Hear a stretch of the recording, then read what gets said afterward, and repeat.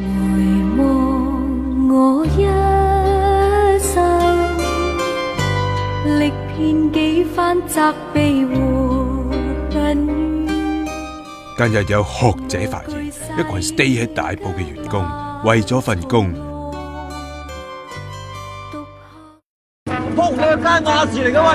因為我哋係冇見到任何嘅現金擺喺我哋度，咁喺咁嘅情況之下呢，我哋嘅決定呢係聽朝早我哋會遣散亞洲電視嘅員工。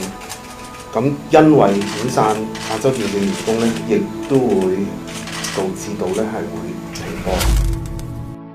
其實亞視都有輝煌過嘅。創辦直擊娛樂無窮，今日睇真啲奧和嗰陣時有個約會尋找他的故事，200萬富翁仲創下亞洲最高收視紀錄39點添啊！至於最低呢，就係2010年嘅《一語之聲》0點，之後0點就更加係不住。歷代有3個總台灣仔廣播道大埔換咗10個股東，選出26屆亞洲小姐，累積成績超過50億。